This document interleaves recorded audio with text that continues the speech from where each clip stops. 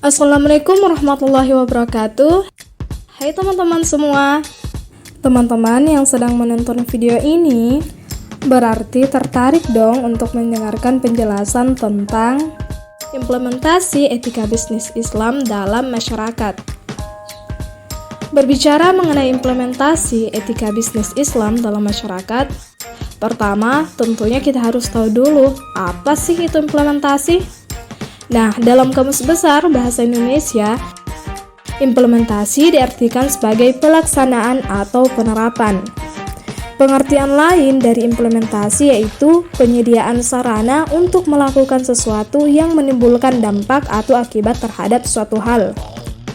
Nah, sedangkan etika sendiri secara singkat diartikan sebagai aturan atau norma yang mengatur tentang tingkah laku manusia. Maka dari itu, jika kita artikan kalimat implementasi etika bisnis Islam dalam masyarakat, berarti merujuk pada pelaksanaan dan penerapan bisnis dalam masyarakat, sesuai dengan aturan dan norma dalam Islam yang bersumber dari Al-Quran dan hadis.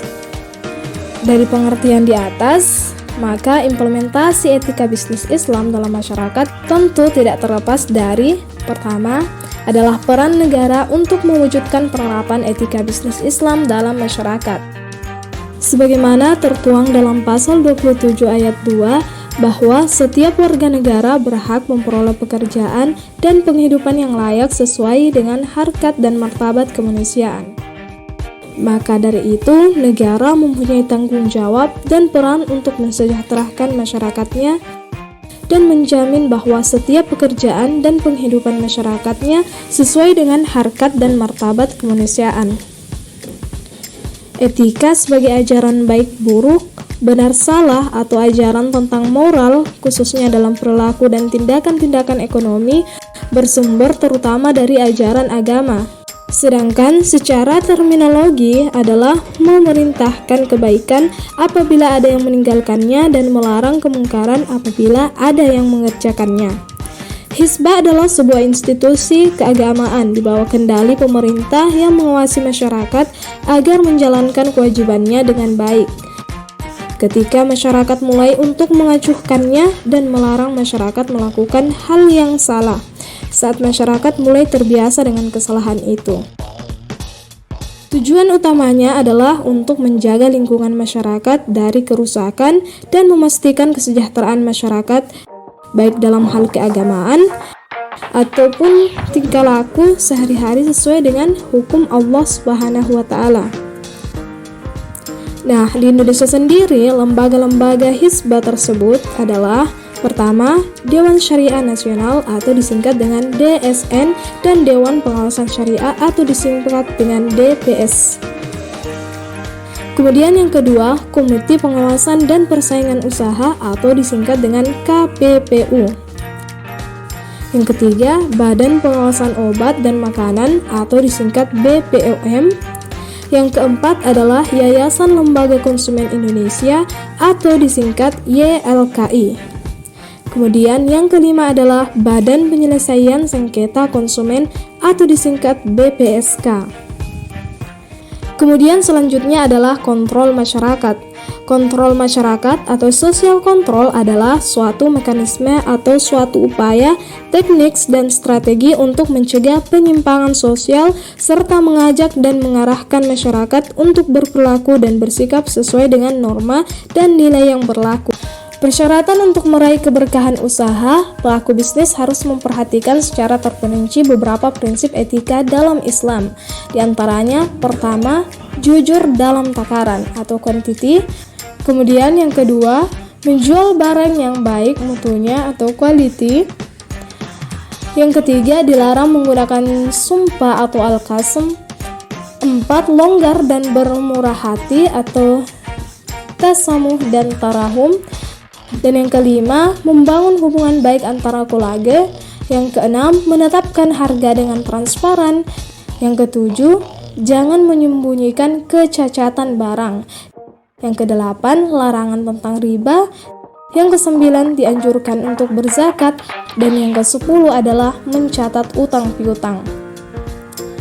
Etika untuk berbisnis secara baik dan fair dengan menegakkan hukum dan keadilan secara konsisten dan konsekuen setia pada prinsip-prinsip kebenaran, keadaban, dan bermartabat. Kemudian selanjutnya adalah ketakwaan individu. Takwa secara umum memiliki pengertian melaksanakan perintah Allah dan menjauhi larangan Allah. Orang yang bertakwa adalah orang yang beriman, yaitu orang yang berpandangan dan bersikap hidup dengan ajaran Allah. Adapun aktivitas dan etika bisnis Islam adalah: pertama, seorang pebisnis harus bersikap jujur atau siddiq. Nah, siddiq adalah berkata jujur atau benar, jujur terhadap diri sendiri, makhluk lain, dan sang pencipta. Tanpa kejujuran, semua hubungan termasuk hubungan bisnis tidak akan berjalan lama. Islam mengajarkan kepada manusia bahwa kejujuran merupakan syarat yang paling mendasar di dalam melakukan kegiatan. Yang kedua adalah amanah. Islam mewajibkan pebisnis untuk mempunyai sikap amanah terhadap dirinya sendiri dan orang lain. Sikap amanah nilai dasarnya terpercaya, dan nilai dalam berbisnisnya ialah adanya kepercayaan, bertanggung jawab, transparan, dan tepat waktu. Yang ketiga adalah adil. Tindakan memberikan keadilan terhadap keterlibatan semua pihak dalam bisnis merupakan praktek keutamaan. Keadilan adalah pengakuan dan perlakuan yang seimbang antara hak dan kewajiban. Bertindak secara adil berarti mengetahui hak dan kewajiban, mengerti mana yang benar dan yang salah, bertindak jujur dan tepat menurut peraturan dan hukum yang telah ditetapkan, serta tidak bertindak sewenang-wenang. Islam sangat menganjurkan untuk berbuat adil dalam berbisnis dan melarang berbuat curang. Kecurangan dalam berbisnis pertanda kehancuran bisnis tersebut, karena kunci keberhasilan bisnis adalah salah satunya adalah keadilan. Itulah penjelasan seputar implementasi etika bisnis dalam masyarakat. Nah, sekarang tentunya teman-teman sudah ada gambaran dong tentang implementasi etika bisnis Islam dalam masyarakat. Sebelumnya, terima kasih telah menonton dan semoga bermanfaat. Assalamualaikum warahmatullahi wabarakatuh.